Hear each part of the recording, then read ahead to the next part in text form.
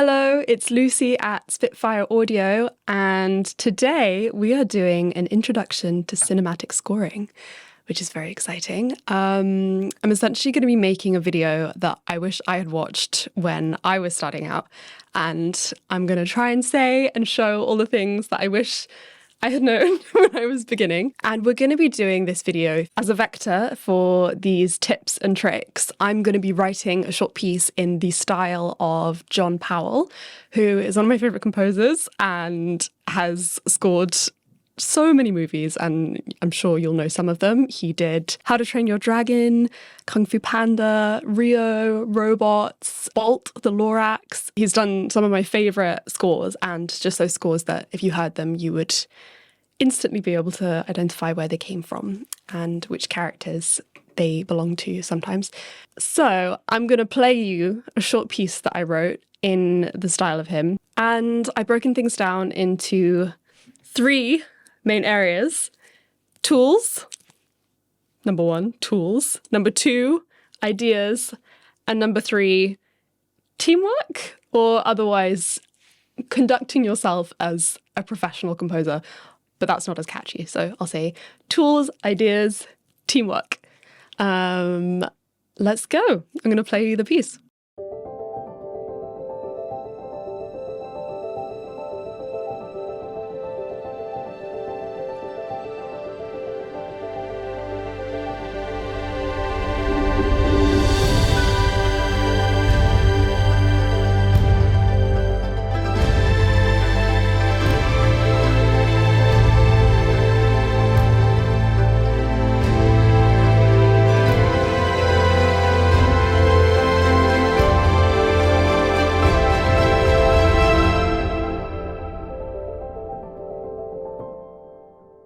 Okay, so that's my little piece.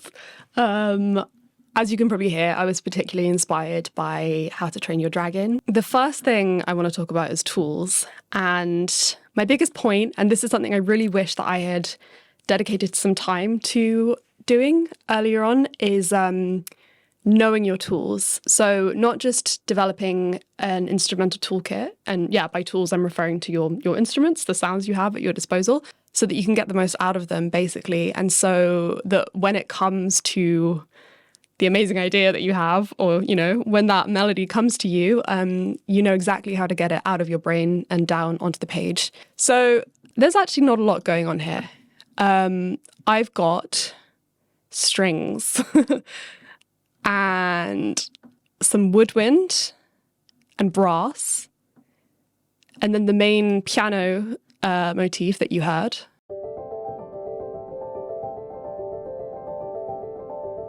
That is running throughout the whole thing. That carries on throughout. And I'm able to do that because it's this really simple pentatonic melody that sounds nice under all of the chord changes in the piece. And then I've got percussion. I've just got some orchestral percussion here. I'll start with what came to me first. And what came to me first was this piano melody. It was this little pentatonic.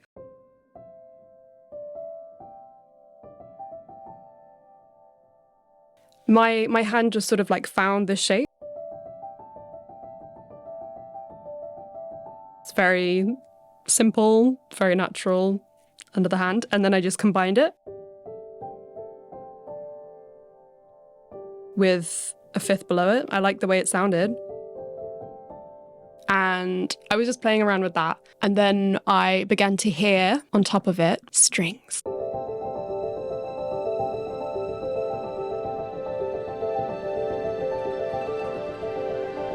These are just some really soft kind of like flautando strings. You may have noticed my folders, which leads me on to talk about the next tool that I'd like to teach you about, and that is organization. That is a tool. And it's something I did not learn until very recently, because I always prioritized the idea, which is obviously how it should be. So I would dive in there and start writing and creating, and I would just end up with this chaotically messy session. The way I got better at this is I acknowledged that I was never going to stop just diving in and and creating and going with the idea and kind of like prioritizing that over a really neat and tidy session. So what I did was I created an Ableton template.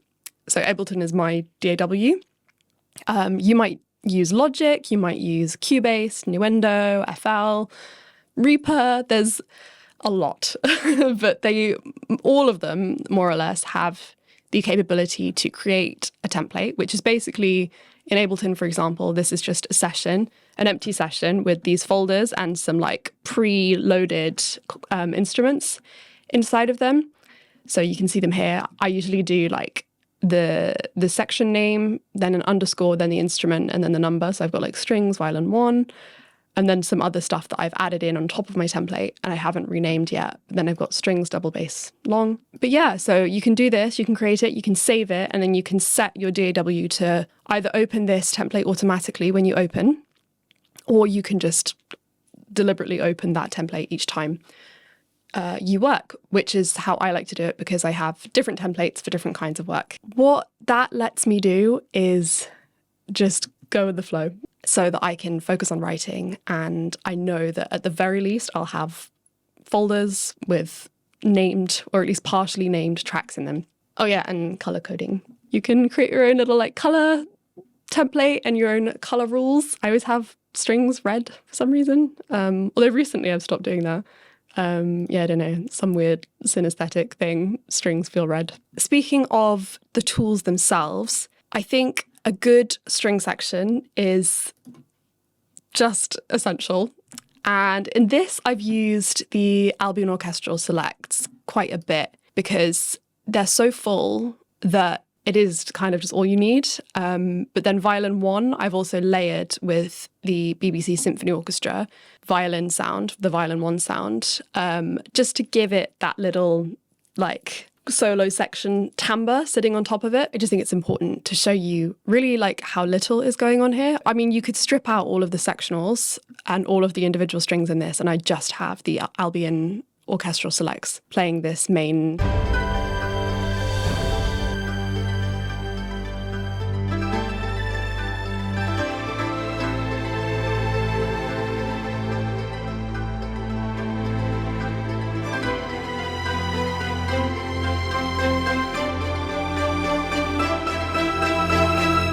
So that bigness and that fullness, yeah, really just comes from, it's the Epic Strings preset in Albion Orchestral Selects, and yeah, love that. It could literally just be that. Another thing I wish I knew when I was starting out is if you're mocking up and you're just working quickly and you just want your orchestra to sound real and good and nice and glued and together, just putting your reverb on a send and sending to one kind of really nice reverb that you can even EQ on the send goes such a long way. I really just wouldn't ever now apply it like on track level when I'm working like this and when I want to keep a mix really clean, especially if I'm working with loads and loads of different instruments and I want something to sound real and like everything is in the same room, because in reality everything would be having the same like reverb. If you think about it, it would all be in the same space.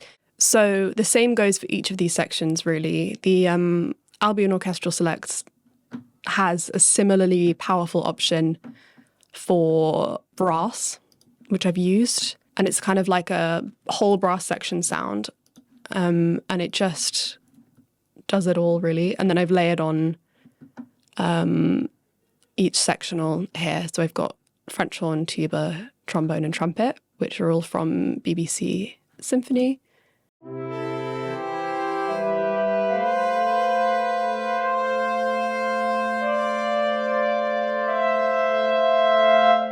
Like I've used individual instruments here just for kind of like a realism and for like a beefiness, but you could really get away with doing all of this with the orchestral selects. Yeah, and then the piano that I've used is from Labs. So, you know, the tools that it is just the soft piano from Labs, which I love. For like a starter piano for contemporary orchestral and contemporary cinematic scoring, soft piano is amazing. It's so versatile. So that's definitely one for the toolkit. There's also the Spitfire Original's cinematic soft piano, which I love. That is just like this on steroids. It's so good, and it's so customizable and just like real sounding and beautiful. I use it basically on everything, actually. That's like my go-to piano. And it has a very similar kind of like weight and timbre to the Lab soft piano. So let's talk about ideas. Where do ideas come from? I wish I knew. I think, honestly, time and practice are so important. And it really is a muscle. The more you write and the more you just do it and you just sit down and just like write out the melodies that come to you. And if nothing comes to you, then just play with the keys or, you know, sing whatever sound generation you have at your disposal. Just make melodies, even if you hate them and you're not happy with them. Just starting and just doing it, that's just, that is it. That's how you do it. However, there are ways that you can help yourself and kind of eke out ideas more easily. So sometimes it really helps to actually tether yourself a bit and pull yourself back down to earth with a limitation. And there's loads of different ways you can do this, this being one of them. So compose in the style of someone that you really love and someone that you really admire. And, you know, you'll kind of be writing now with this kind of subconscious restriction. If you want to sound more like someone and you want to just like sprinkle a little bit of someone's creative essence in your style, then this is a great way of doing it. And yeah, you're standing on the shoulders of everyone that's ever made something. So it's a really nice thought, I think. So sometimes when I'm feeling stuck and daunted, it's nice just to like channel someone and yeah, to use someone else's amazing ideas as a sort of like creative exercise for yourself. So what are some other creative limitations that you could use? So let's see, you could write a melody with your left hand if you're a pianist, or if you're a guitarist, you know, you only use 2 strings. Same goes for any instrument, really. Just like actually physically, spatially restricting yourself to one area of the instrument is great. For some reason, making things more difficult for yourself can make them easier. So we love that. Another one, which I really like doing, it kind of depends on how much you like visual imagination and how much that helps you. And if you've seen my writing video game music video, you'll know I love to create an imaginary scenario to score to. In that one, it was a moth. And yeah, so if I have no visuals to work towards and to work with, I just make up my own in my head. And it really helps, honestly. I love scoring to media, and sometimes when you don't have media, can make your own. Or, you know, if you would prefer to use an actual real visual, go find something visually inspiring and use that, whether it's, you know, a clip that you like or a music video with the sound taken off. In this instance, the first thing, as I mentioned, I came up with was this piano melody, because it felt kind of full of possibility and it felt kind of optimistic and hopeful, and it felt like maybe it could sit under the like hero journey in one of the films that John Powell scores for. A lot of them are these really epic, beautiful animated films where the protagonist does go on this kind of like arc of adventure and self-discovery. So I was like, this little pentatonic thing sits right for me. That's how I started. And then all these strings are just like nice diatonic layers that kind of just like float in and out in the intro. Diatonic meaning it just sits nicely within the harmony that I've defined, which is quite, you know, indistinct at this point. It is just this like pentatonic thing.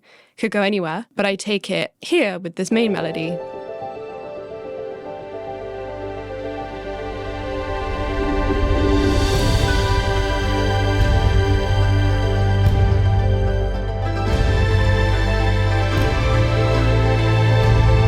Okay, so the main melody, the da da da da da da da da, that came because I decided a time signature. After I wrote this piano thing, I was like, this is 4/4, but I'm feeling triplety and I'm feeling da da da da da da da da da. You know what I mean? So I was like,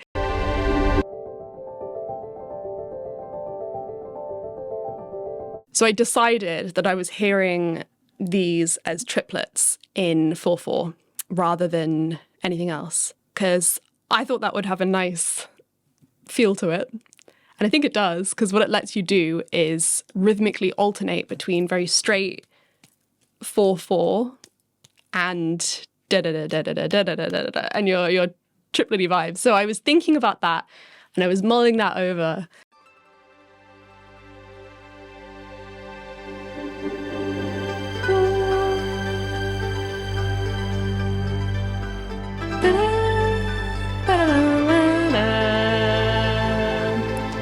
Because what you've got there is you've got straight note, then triplety notes, more triplety notes, and then crotchets. So it's just this kind of like mishmash of the two kind of competing rhythmic personalities in this track, I guess. And then once I was kind of thinking about that, the melody just kind of came to me, because we've got this nice chord 5 thing. And yeah, harmonically, all I'm doing here is out of this kind of like pentatonic mush, I've picked the dominant. I picked chord 5, which is the da, and then I pick chord 6, da da da, and then I pick chord 4, da da da da da. So it's like this very simple but pleasing progression. The harmony isn't the thing that adds kind of like flavor here. It's the rhythm. I will kind of become like enamored with a concept, and here it was this like rhythmic clash thing that I was talking about. And then everything else just kind of falls into place when you let it, because you're only kind of like controlling the formation of one idea, and the rest, your brain is just kind of like sedimenting around it, if that makes sense, based on what works. And then I decided that underneath it, I wanted some interesting timbres, some stuff that I thought would give this a bit of personality and flavour. And I thought that often the movies that John Powell scores for, they have this overarching orchestral identity of this kind of like bold animated movie sound, but they often each have their own distinct and unique instrumentation. In this one, I was like, oh, what if it was like kind of a, I don't know, medieval adventure or something? So I was like, mandolin.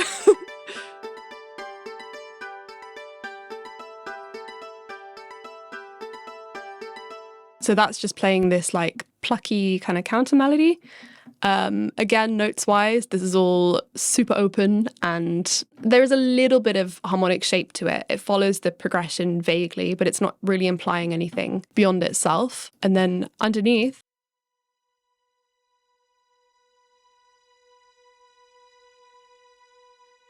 I've just got these long held notes.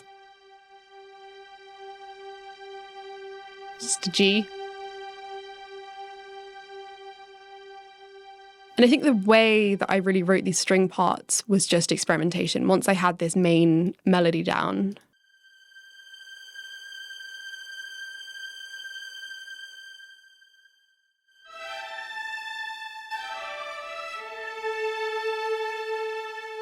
there's actually a really good teaching point. My automation here on the expression is a bit messy, and you can hear that. So this is something that I should warn about, and something that I should practice is to always make sure that your notes are not kind of crescendoing too soon, so that you don't get the tail of the previous note. You can hear it here. You hear how it pushes, it goes, which doesn't sound natural.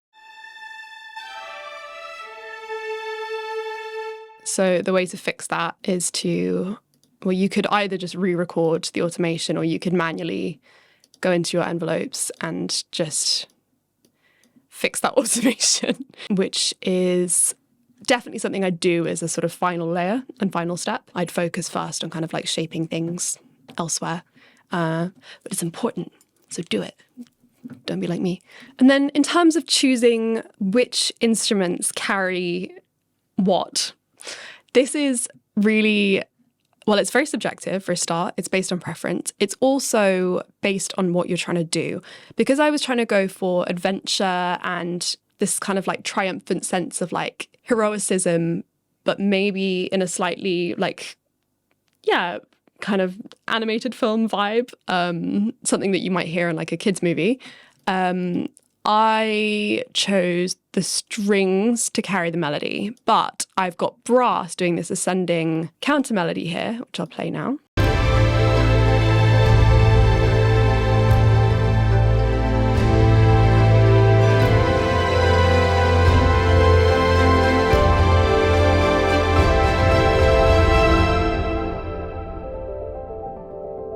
Because nothing sounds more triumphant than a brass section going for it. Yeah, speaking of synesthesia again that we were talking about before, each instrument and each instrument's timbre has a different flavour and feel, if you like, and kind of like a personality. And it really is a matter of just getting in there and exploring how different instruments sound doing different things in your orchestration. So how does it sound if the brass are playing the melody? How does it sound if the brass are doing a little counter melody like this after the main melody and after the kind of harmonic resolution? It's like cooking. It's like, what happens if I add a little more salt here or a little more, I don't know, lemon? You're experimenting with different combinations of things. And obviously you can read orchestration. You can learn and you can kind of do it by the book, and that's awesome. That's great as well. Really, I think there's like just such an endless amount to learn about orchestration. So experiment, play with it. You can go read about it. Rimsky-Korsakov, the composer, wrote loads about orchestration and about how to make things sound a certain way, and how different instruments have different emotional characteristics, and you know, how all the kind of like fundamentals and frequencies work together and how different pairings achieve different things. And that's amazing. That's so helpful. But sometimes what helps is just sitting in front of your door and playing stuff and just trying it out. Even when you have all the theory and knowledge in your head, when you hear it in practice, it can sometimes kind of defy that anyway. You may as well just give it a go off the bat. The final thing that I want to talk about in the world of ideas is motif, and specifically repetition and why it's important and why we need it. So obviously novelty and new ideas are very important. You don't want to just, you know, have a like 4-bar repeating loop. It's finding this like sweet spot between a kind of like repetitive, recognizable thread that runs through your music, and then kind of like weaving in novelty and weaving in ear candy, essentially. So in this, it's my like little piano ostinato that just runs all the way throughout. And I would call this a motif. Some people might not, but I think it's got like a strong melodic quality to it, or it feels like a melody to me. The thing that moves, the thing that has like motion and change is the main melody. And maybe if this piece were longer, maybe that melody would be the beginning fragment of a longer suite, or maybe it would be like a character motif and would hear it elsewhere. It depends on the end goal, and it depends if you're, you know, if you're working on a project and you're working to picture, how is it serving the picture? And sometimes it's appropriate to use motif and melody for characterization and for setting and place. Sometimes it's not. It all depends on what the director wants and what the project requires. But when it is, it can be a really powerful way of making your score feel like this living, cohesive, breathing entity that has like body parts, you know, rather than just being this like long kind of through composed thing. This leads me on to teamwork, or for lack of a better word, collaboration. And I couldn't really think of a more important thing to talk about when talking about an introduction to cinematic scoring.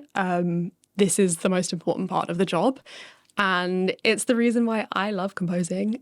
It's because you're on a team and you're working with other people, and your music is going to become one like component of this thing, whether it's a film or a TV show or a game or an interactive installation.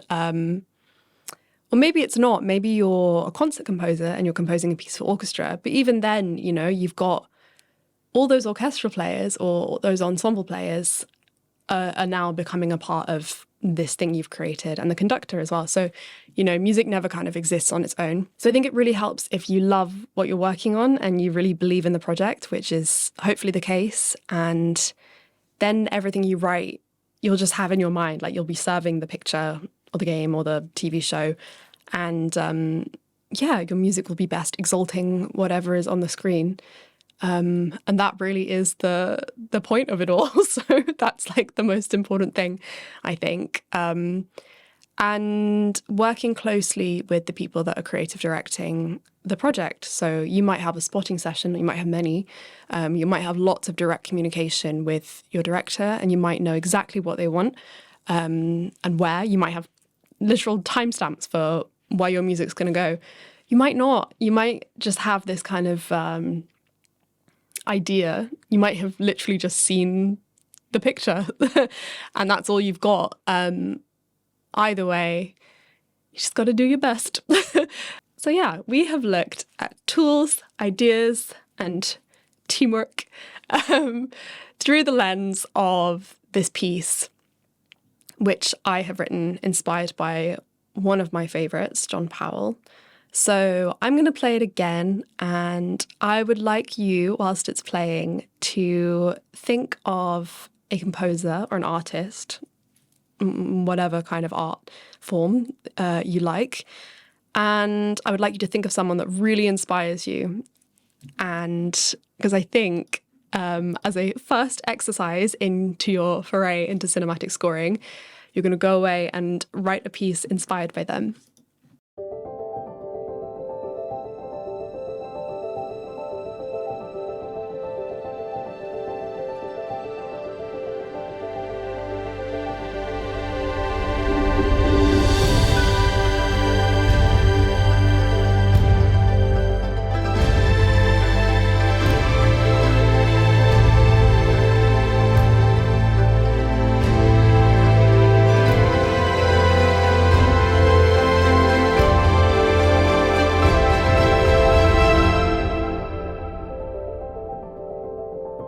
Thank you so much for watching. I hope this was inspiring, and I hope this makes you want to go write some music and get stuck in.